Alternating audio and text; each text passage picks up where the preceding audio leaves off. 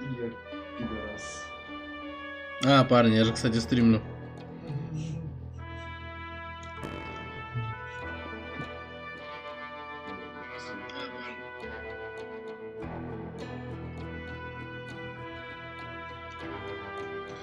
Итак, всем привет случайным зрителям и подписчикам моего канала. Мы продолжаем. Мы продолжаем Juarez Gunslinger. Это вторая часть. Ребята, ссылка на YouTube уже есть. Канал функционирует. Поэтому заходим. Смотрим, подписываемся. Продолжаем.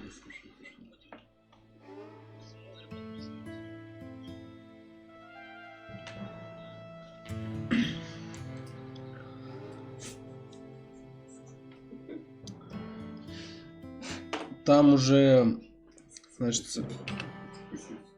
продолжаем. Я знал, что мне понадобятся ресурсы, чтобы высадить Роско Боба Брайанта. Охота на Палмера оказалась неплохим способом быстро разбогатеть.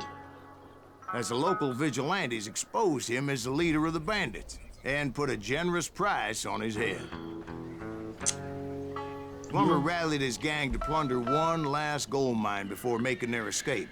And that's where I thought I'd find him. Давай, у нас сразу же очко навыка. Блин, что у нас тут? Защита в ближнем бою. Вы не можете быть пуленепробиваемым, но вы можете лучше защищать себя. В среднем каждая четвертая вражеская пуля выпущена из оружия. Не, давай мы все-таки вкачаем вот эту ветку. Дополнительный урон для комбо. Угу. Давай он.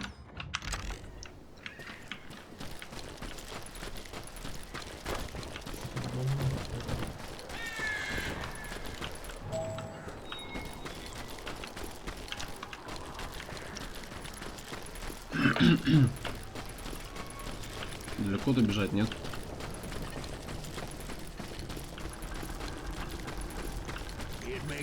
Опа. А что у нас? Ага. Откуда? Просто не вижу. А, вон.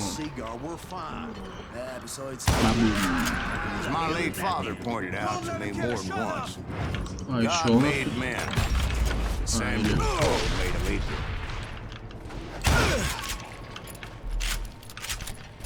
Вот это ништяк. Чего? Во! Вот что нам надо.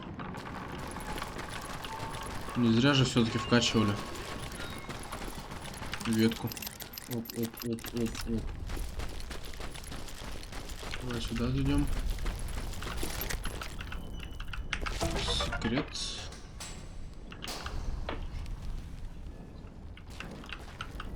Так, винтовка, дробовик. Нет, тут ничего менять не будем.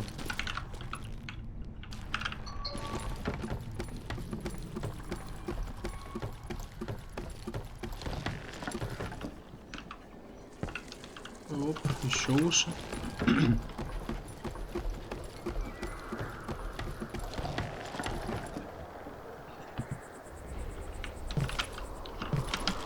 Что у нас тут? Просто патроны. И не больше. А. Лишь бы не застрять нигде.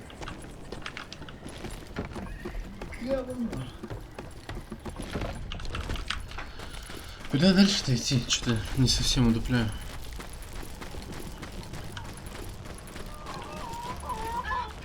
I knew that dynamite wasn't mine, so I decided the polite thing would be to return it.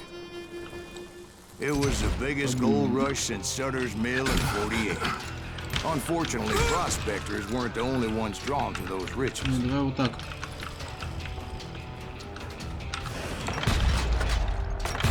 There were thieves and killers, robbing travelers and hijacking gold shipments. Этого вроде не было, кстати. Like those that ran with Plummer.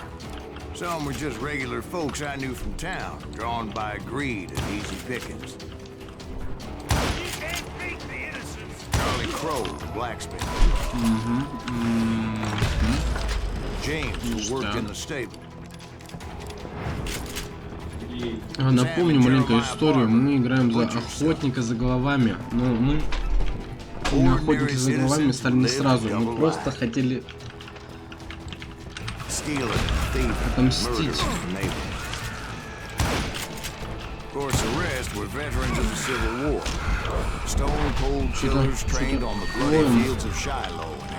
Ловим снаряды, и причем неплохо это у нас получается.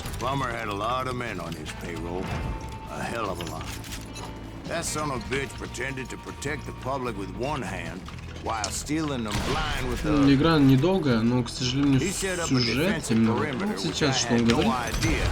Эти вставочки. Не могу.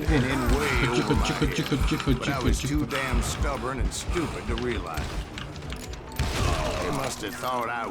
Главный герой рассказывает историю, а мы эту историю переживаем.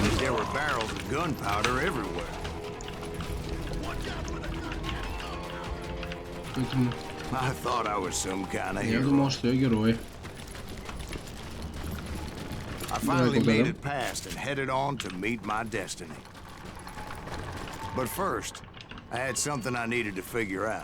Ну, что вы думаете? У меня была пара идей, как проникнуть в эту шахту, но я знал, как только приму решение, обратного пути не будет.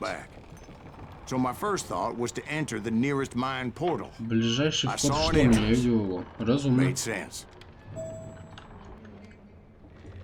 Это был самый быстрый путь внутрь. Это был он более самый опасный. Поэтому, так сказать, собака. Ой-ой-ой-ой-ой-ой-ой-ой-ой.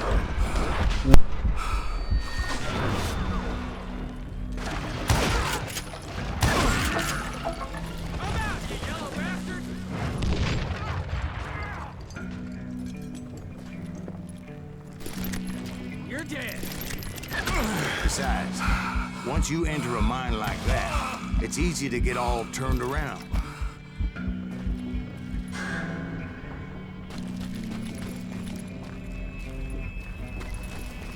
And that confusing maze of corridors wouldn't even be the worst of it.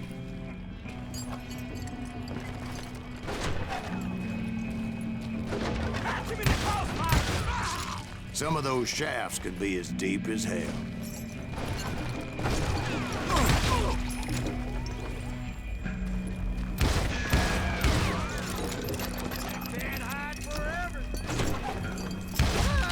A single stumble or misstep can easily end in a deadly plunge to oblivion.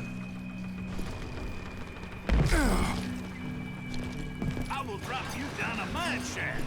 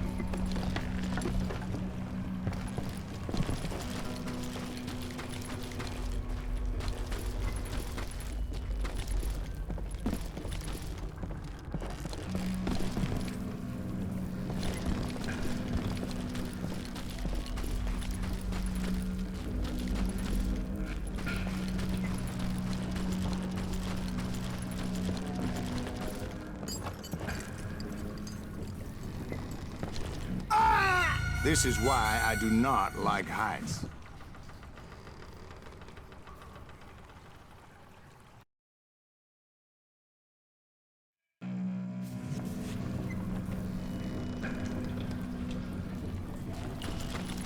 Quick reflexes often make up for a lack of common sense. Luckily, I was never one to be easily bushwhacked. I would just need to be careful not to blow myself to kingdom come.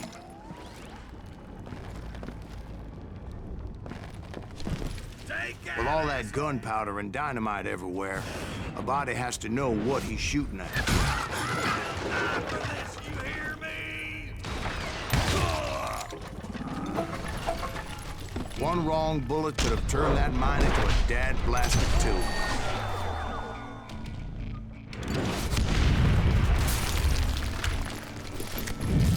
I freely admit that my plan of attack is not just moronic, but clearly insane.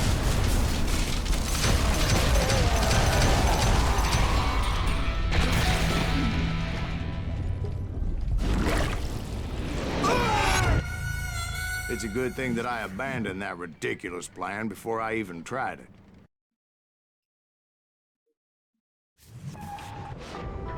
Instead, I spotted a ladder, way into the mine from the opposite side.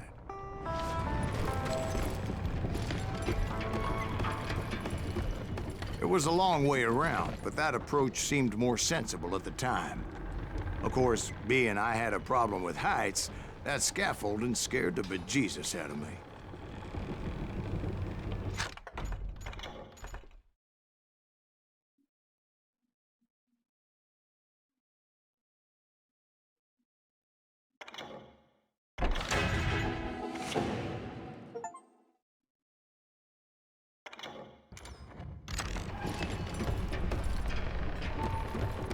Climbing down that ladder required some caution. Because even though I had a younger man's reflexes, no man can dodge a damn bullet while climbing down a rickety ladder.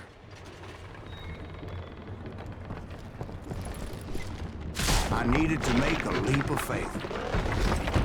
I was determined not to give up, however. That Sheriff Plummer seemed quite the despicable character. When the vigilantes discovered what the sheriff was up to, people were outraged. That 10,000 they put on his head would go a long way to helping me find old Bob.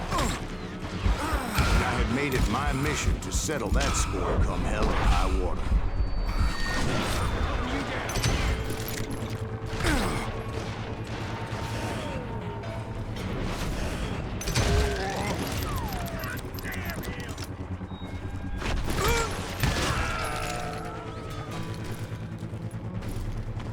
But first, I would have to make a choice. Take the elevator or climb the ladder.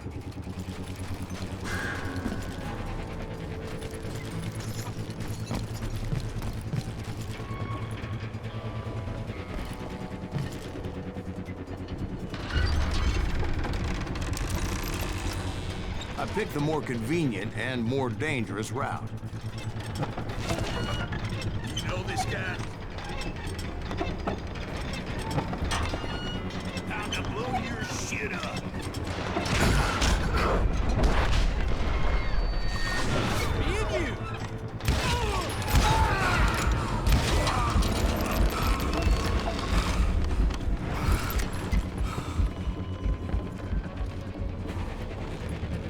Plummer was a mad dog killer, and the people of Nevada City deserved better. Nevada City? Well, I thought Plummer met his maker in Bannock, Montana.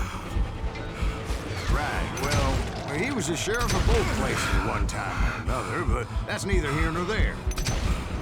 The point was, taking him down would save a lot of lives, including my own.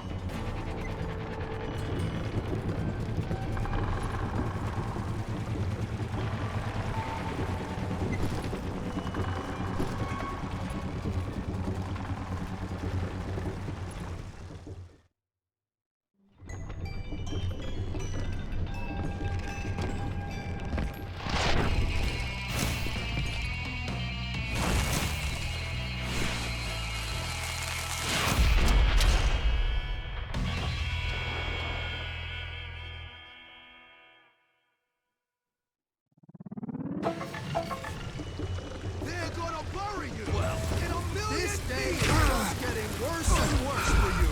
Hey. Henry Plummer was clearly unhinged, and I could see right away that this was going to take some doing.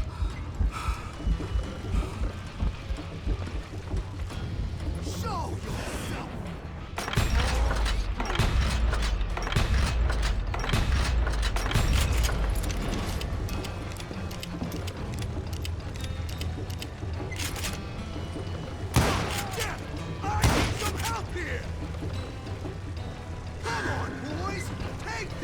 Cocksucker out! It's crazier than a shithouse rat.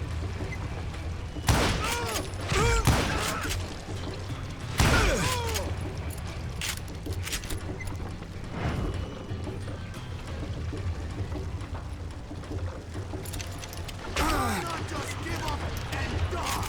They're gonna need a dustpan. You up?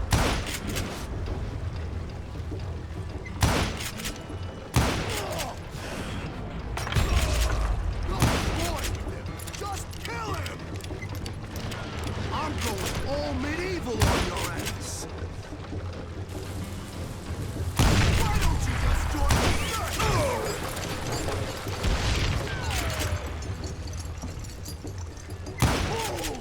You can shoot, but can you aim? What is...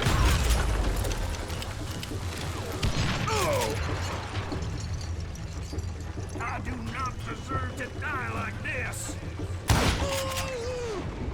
So that's how Henry Plummer died. Him and his crew were worth their weight in gold. And now, I was officially a bounty hunter.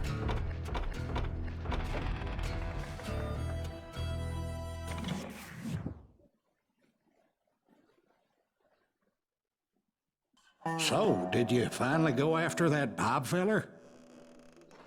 Well, I heard word he was in Kansas with John Wesley Hardin. So that's where I went. Where in Kansas? Abilene. Why do you ask, Ben? No reason. Was Hardin as fast as Ringo? Ringo was fast, but John Wesley was as fast as the devil himself.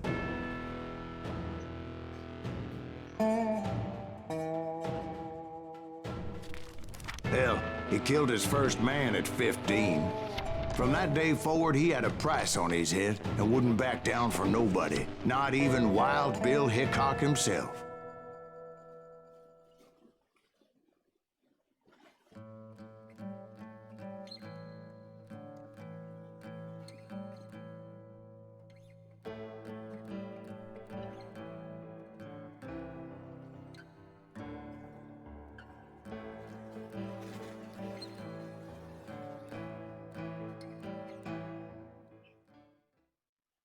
I dodged death many a time, and that night in Abilene was no different.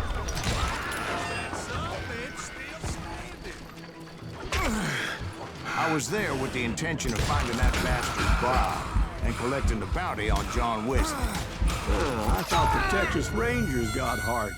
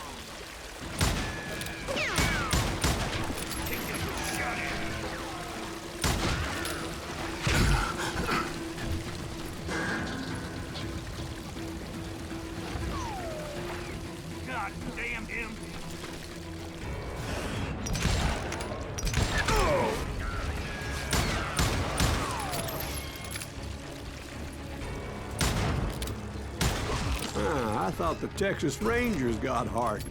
Yeah, that's what they want you to believe. It was cold and a witch's tit and a brass bra that night as I fought my way past his loyal compadres.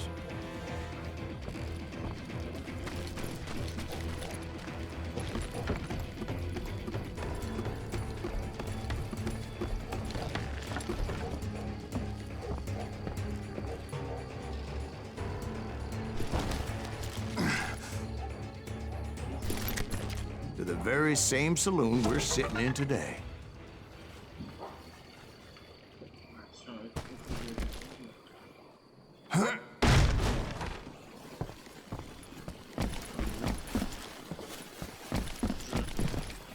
Look around and imagine this place painted in blood.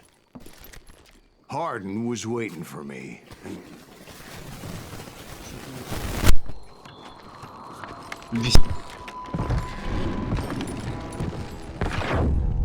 Wait, I'm jumping the gun here. Let me back up and give you some background on this sumbitch. He deserves that much. Don't you think so, Ben? John Wesley Hardin was a killer. By the end, he confessed to taking the lives of 42 men. He was a bona fide folk hero by then, and had amassed a gang of armed miscreants and other assorted thugs. He and his men set up camp outside of town, and I was hoping Bob was among them. Damn it! Shoot that son of a bitch! They didn't ask why I was there. They knew. Most of them were wanted as well. I figured Hardin was here somewhere, but to get to him, I'd have to get past his gun hands. I had to spill a lot of blood to find out Hardin wasn't in that camp. He was carousing in town with his closest friends. Hardin's boys apparently didn't want me to reach the Bull's Head. Some were hightailing it into town to inform their jefe of my unwelcomed presence.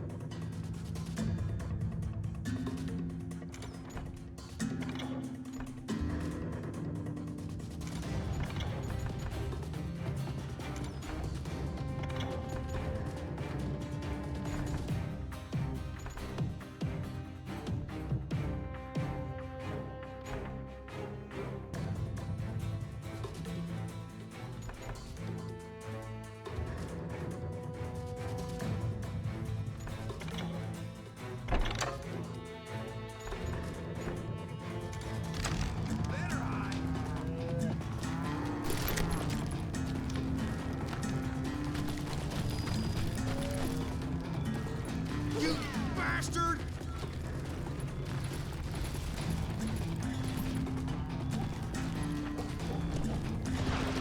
I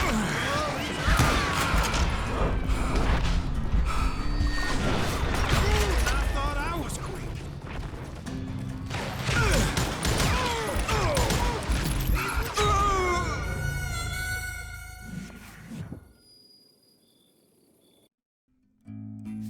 Better 3 hours early than a minute too late. Damn it! Shoot that son of a bitch!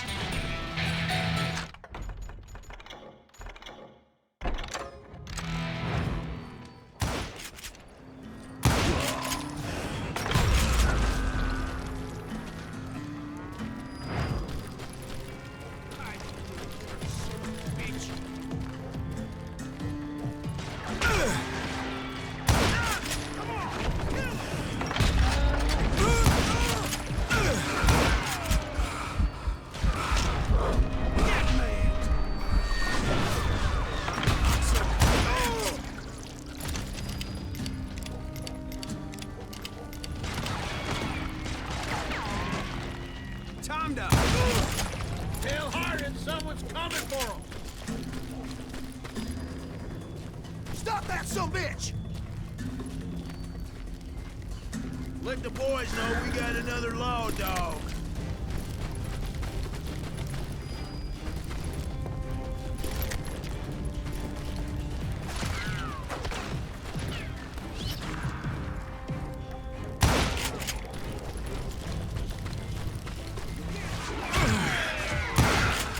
I wondered if Bob was among them.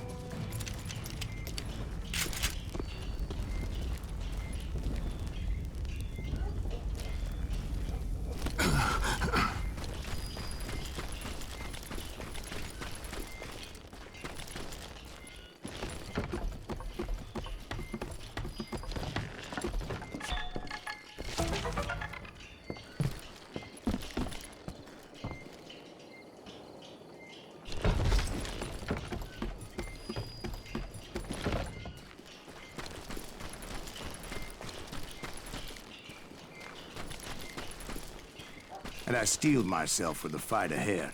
For as good as I was, deep down I wondered if John Wesley wasn't just a little bit better.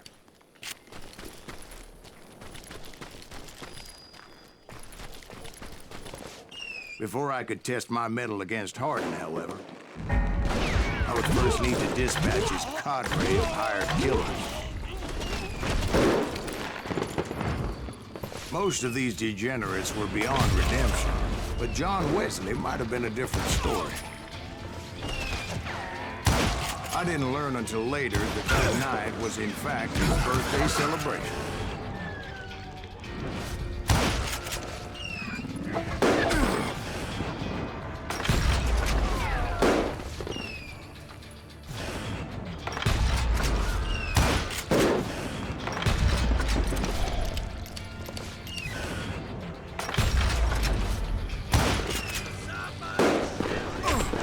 I think I already mentioned that I found Hardin in this very saloon.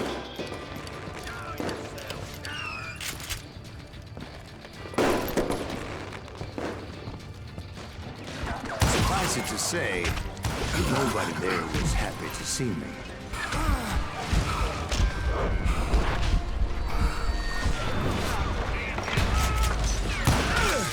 In fact, I felt a certain hostility.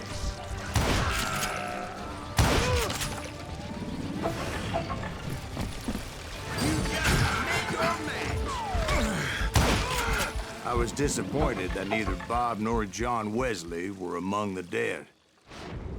But that was short-lived, as a moment later I was facing down the fastest gun in the West.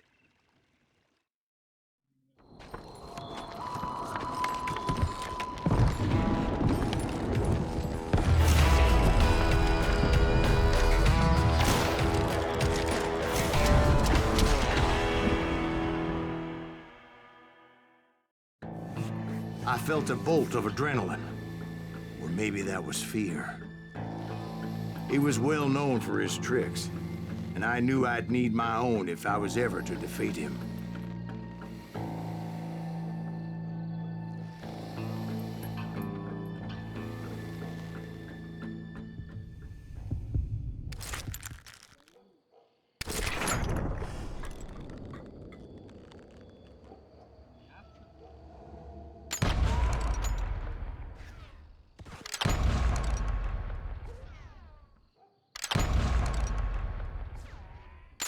That man was faster than greased lightning.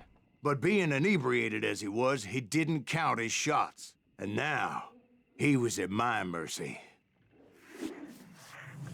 So he didn't die? No, I sent him to prison. Years later, after he was free, some restless avenger took his life. Shot him in the back at a saloon just like this one. Anybody up for another beer? Ben?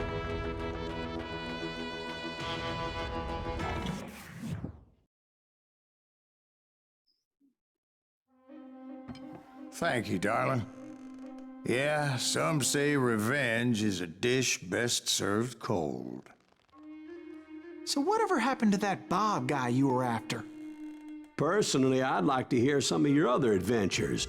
Like, I don't know, do you ever go toe-to-toe with a red man?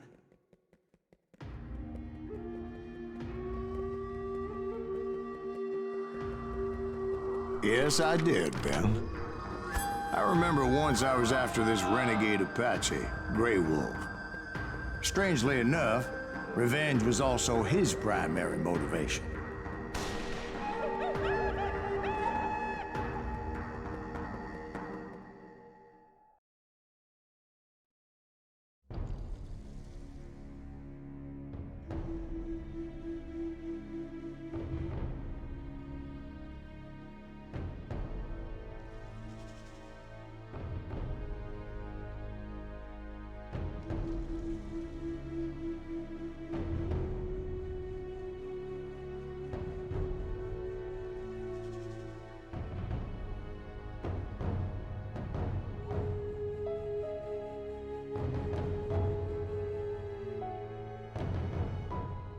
A bounty was put on Grey Wolf's head, and that's how I came to hunt him in the mountains. Mountains so high they tickled the nether regions of heaven.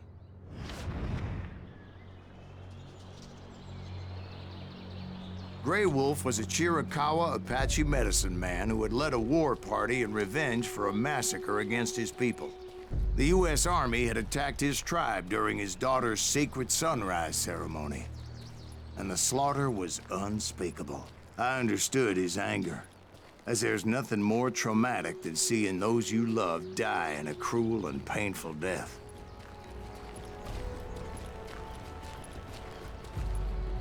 Right from the beginning, I couldn't shake the feeling that Gray Wolf was watching my every move. He led a band of young Apache warriors who wanted retribution and were more than willing to die for him.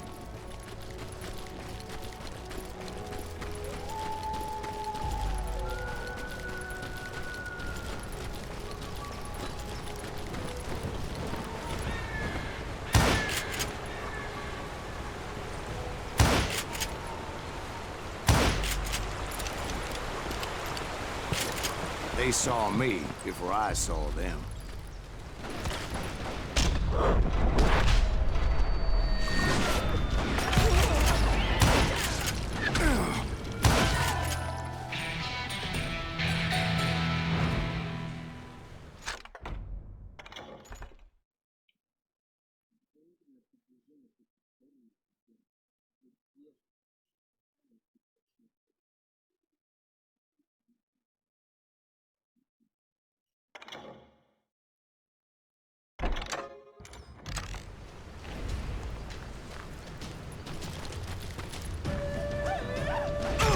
And it crossed my mind that maybe this wasn't such a good idea. But now that the shooting had started, there was no backing down.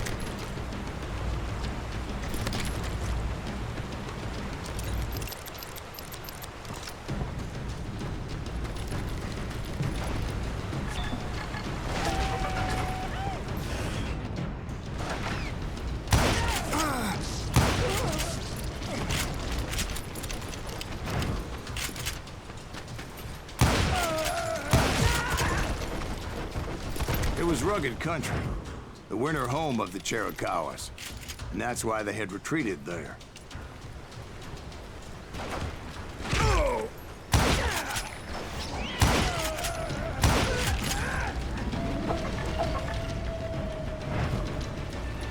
I admit to having some regrets about going after them the way I did. But then again, I got a lot of those.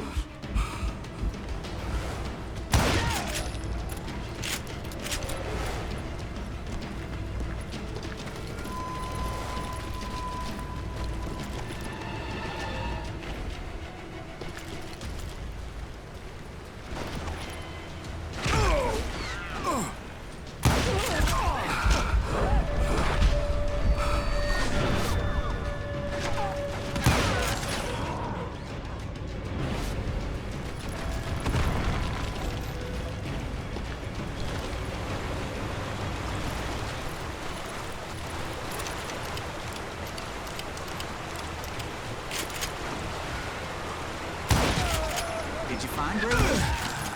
Not at that moment, but I did find the entrance to their hideout.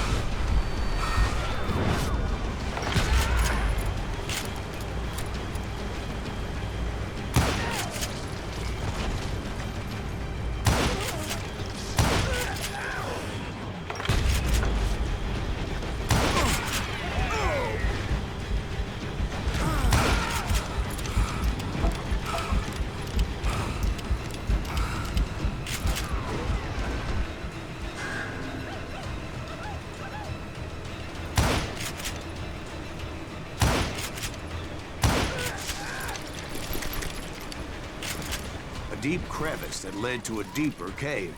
Don't tell me you're in there. Yeah, but it's not out of bravery so much as pure, angry cussedness.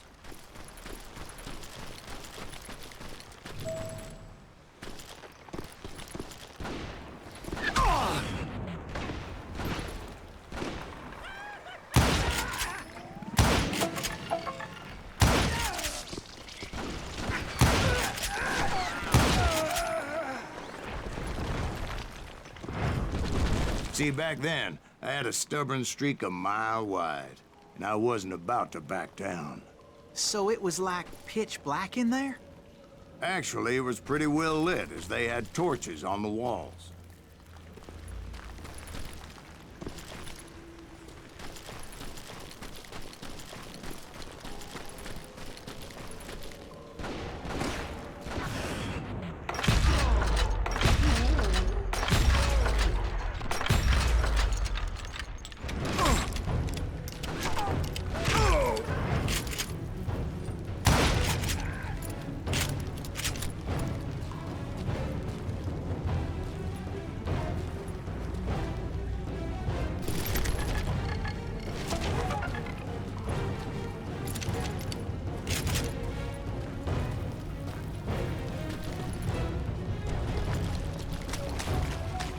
How big was his cave?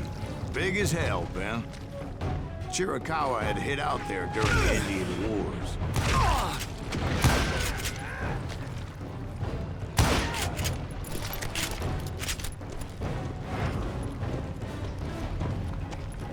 They thought it was haunted with the ghosts of those murdered by the horse soldiers. The cave was haunted with dead Indian ghosts?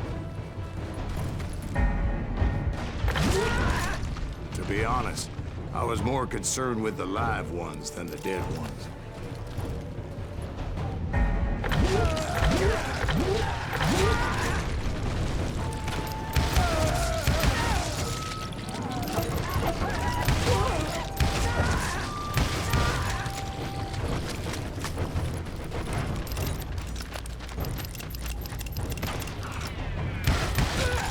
How come you know so much about Indians?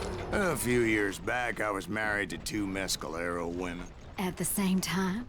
Yeah, they were sisters. Polygyny is traditional among the Mescalero. So what happened? Oh, I had to get out of there. Those girls never shut up. Both of them nagging at me all the time. Drove me half crazy. Haven't seen them since. No, I mean, what happened with Grey Wolf? I came upon this flooded grotto, and that's when I saw him. He came to me unarmed and unafraid. His voice echoed in the shadows. And I sensed he meant me no harm. You carry great darkness in your heart, and if you do not release it, it will claim your soul. The sound of his voice put some kind of ancient Indian spell on me.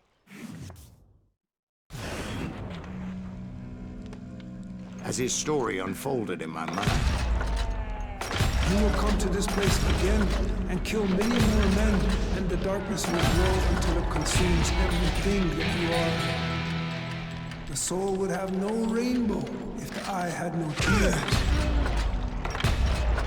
he said I was a great warrior, a coyote man, unequaled by any other pale-faced warrior, or something like that. The snakes will bite shadows of your past until a venom poisons your heart, and an echo of the song of the dead summons the spirits deep from within the mountains. I didn't quite get what he was saying, but there was definitely snakes. And indeed, his warriors surrounded me and attacked me like hungry wolverines. They couldn't stop me, though, and Grey Wolf wasn't in the mood for idle talk.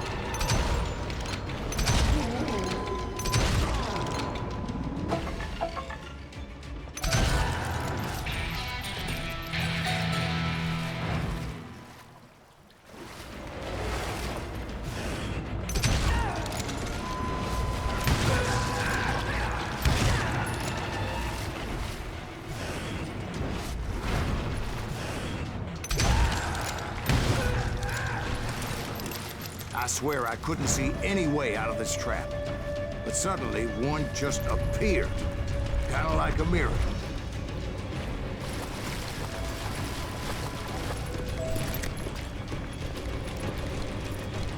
I felt like I would be lost in that damn cave forever. Finally, I found myself back outside, perched on the edge of a precipice, overlooking a thundering whitewater river. To get where I was going required several leaps of faith, but no way in hell I was turning back. I chased after him, determined to make him explain the meaning of all that mumbo-jumbo. Mumbo-jumbo's right. Are you making this all up as you go? A few details may be fuzzy, brother, but I am relating exactly what happened to me. There were dozens of Apache warriors aiming at me from on high. Dozens? Well, maybe not dozens, but there was a lot of them. At least 3 or 4. Well, more than that, little lady.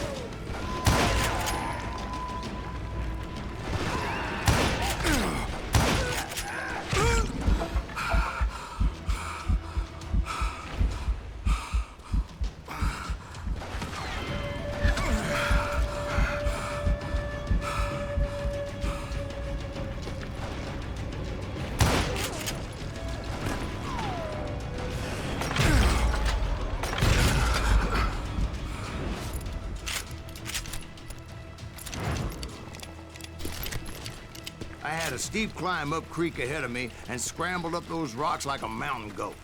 I was determined to locate Grey Wolf and find out exactly what the hell he was trying to tell me. And wouldn't you know it, that crafty son of a bitch led me right into a trap.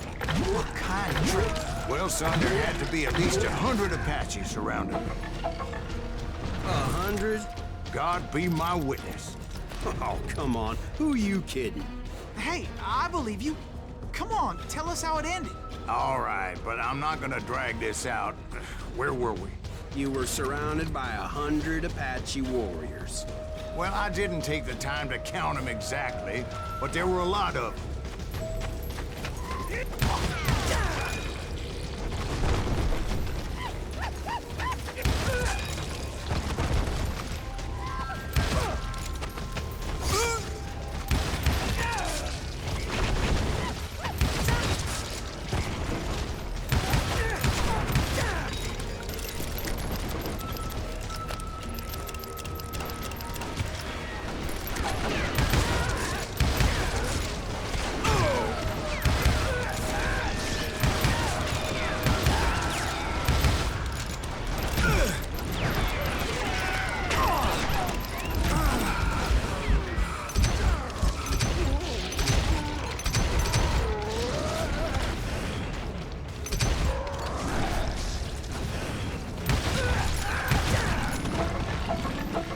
And in the end, a path appeared before me that I had not seen before. I followed it as I desperately needed to find out what Grey Wolf was trying to tell me.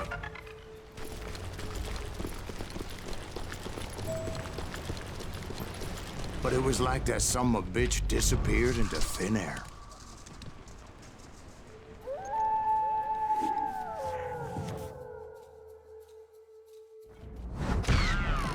Never did find him. And never did collect my goddamn bounty.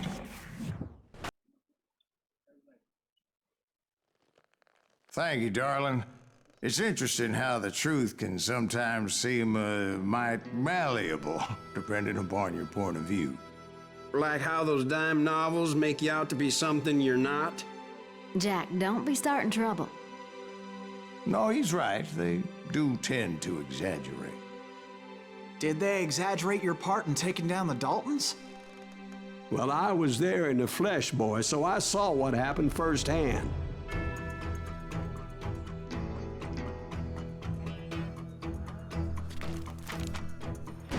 Those Daltons were lawmen once, before they all went bad, robbing banks and trains clear across the territory.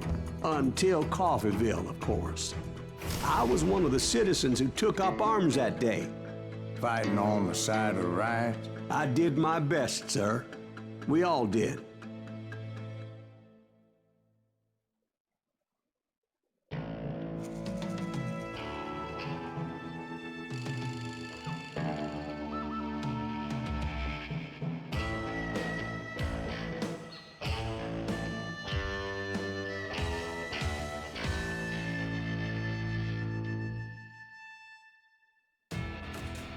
It was early morning.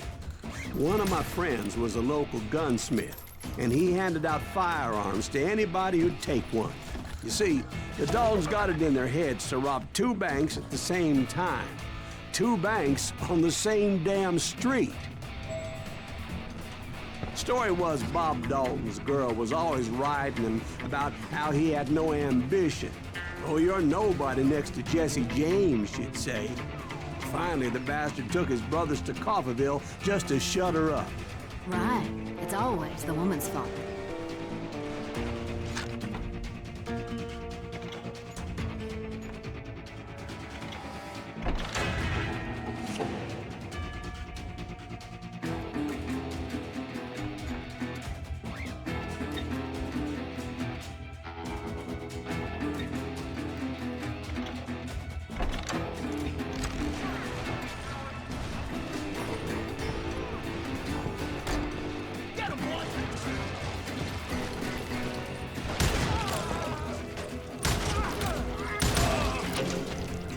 Well, the locals recognized the Daltons right off. Before they could get away, half the town took up arms to defend their property. Hey, you got us a hero. What's wrong, Sam?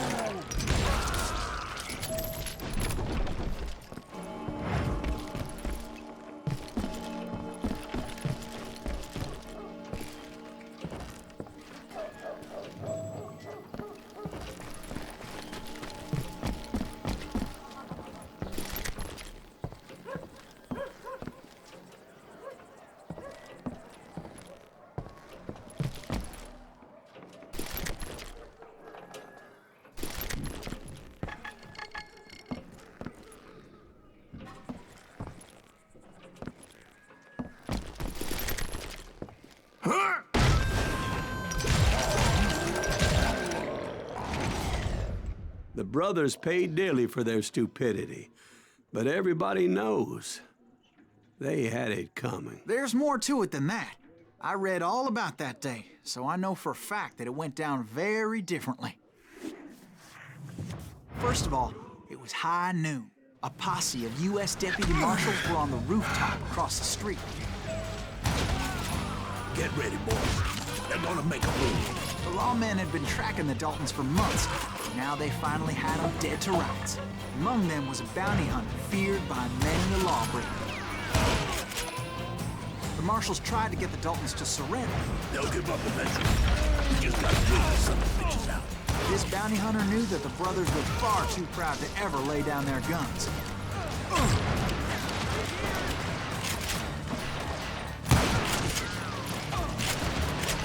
He went in there alone to confront those criminals. One of the marshals shouted, "Where are you going? Are you crazy?" Hey, where do you think you're going, dumbass? That rifle's mine. He saw a way to get around to the back of the bank. Then he figured out how to hit the Daltons from a direction they weren't expecting.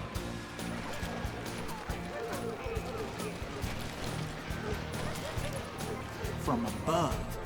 Fortunately, a water tower was right there.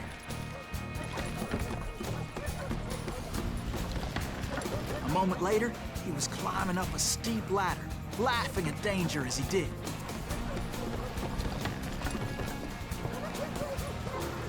It was brave men like him who risked their lives to tame this wild country.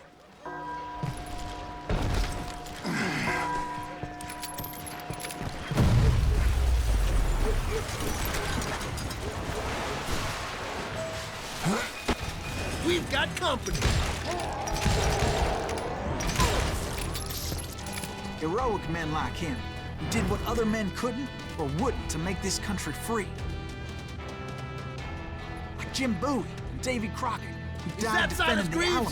Son of a bitch!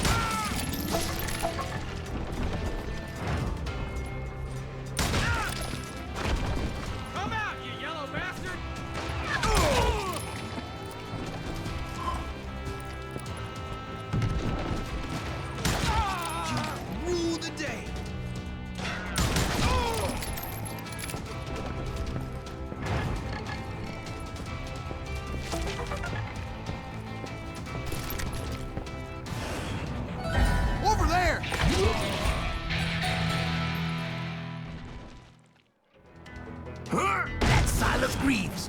What the hell? Blam! Blam!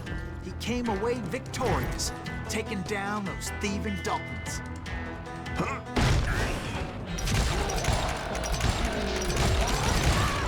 His name was Silas Greaves, and when the dust finally settled, he was the last man standing. Sorry, kid, but that just wasn't the way it happened.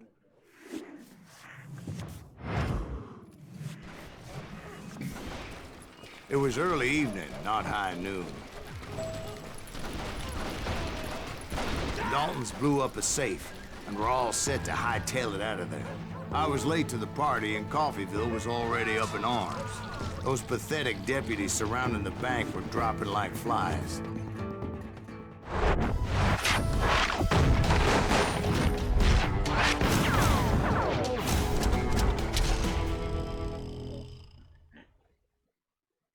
I had been tracking those jokers for months, waiting for them to do something reckless. There he is! And finally, they did. Those stupid bastards decided to rob 2 banks at the same time in the same town where everybody knew them. But they still had friends in Coffeyville. Go ahead!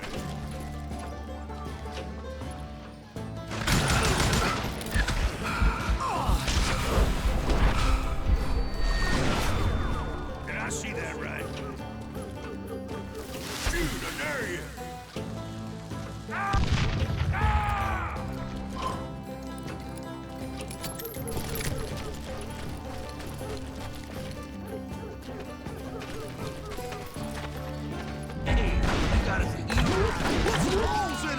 Those friends came after me like a pack of wild dogs, tooth and nail. They were coming at me from all directions. I caught sight of the Daltons running with the money and didn't want to lose them. The problem was, they knew the town better than I did. To top it off, I found myself in the middle of another shootout entirely. Did the Daltons hole up in somebody's house? No, it was the Smiths, I believe. They were cousins of the Daltons. And they were shooting at the Browns, who were shooting at the Daltons. Which wasn't any surprise, because those 2 families have been feuding forever. And since the Joneses are related to the Browns, they shot at the Smiths, pissing off the Hightoffers, whose daughter recently married a Smith. Well, bullets were flying every which way as all the old feuds in Kansas caught fire all at once. There was a hell of a lot of pissed off people in Coffeyville that day. But that's just the way life is sometimes. Shit happens.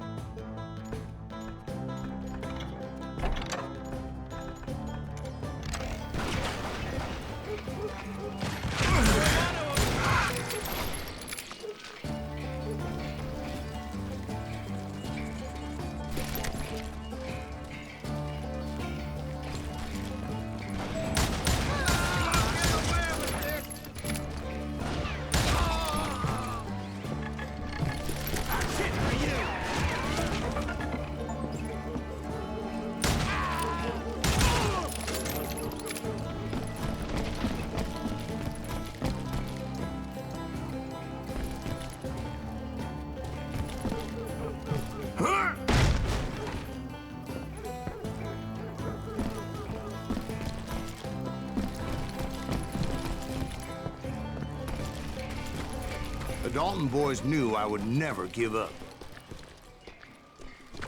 Those Daltons weren't the sharpest knives in the drawer, but they always stood together. They set a trap to slow me down and allow at least 2 of them to escape. The third brother stayed behind to plant me, just in case that trap of theirs didn't work.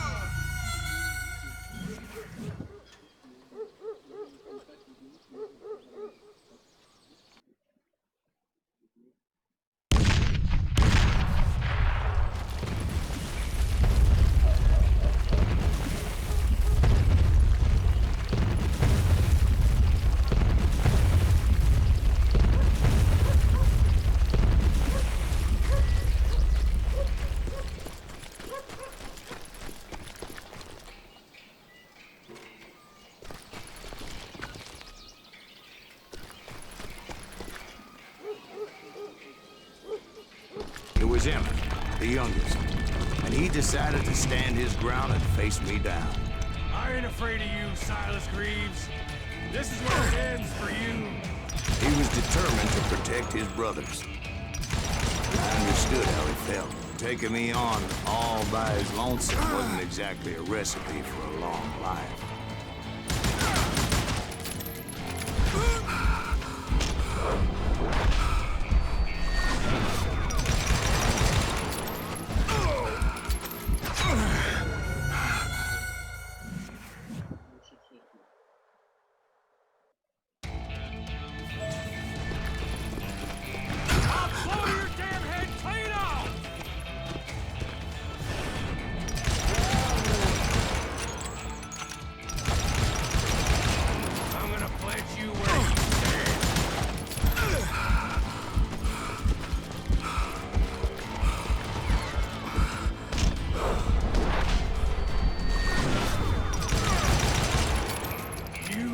With the wrong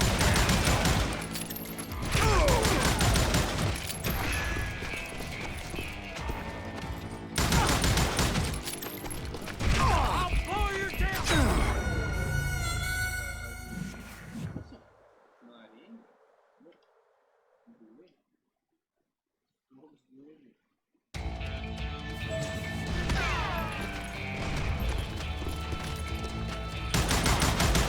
Gonna send you to the boat.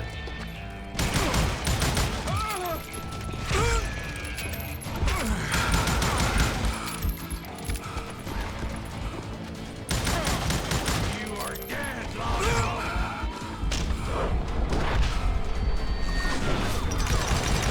Lucky bastard. You ain't getting by me, Green.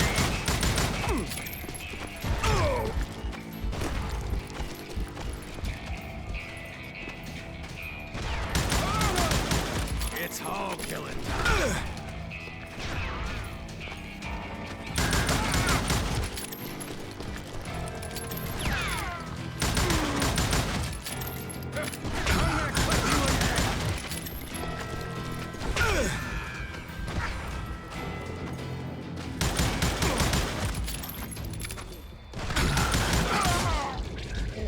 But Emmett Dalton survived the robbery in Coffeyville. He's the only Dalton who did. They say he was shot 23 times. Well, Dwight, who do you think put all those damn holes in him?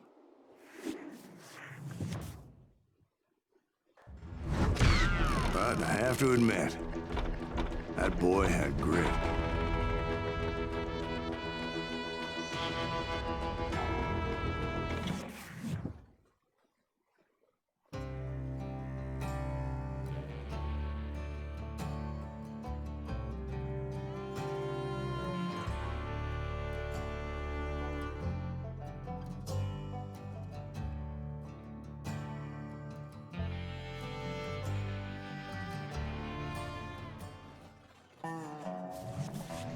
We'll get those suckers. It took me a couple of days to track the Daltons down.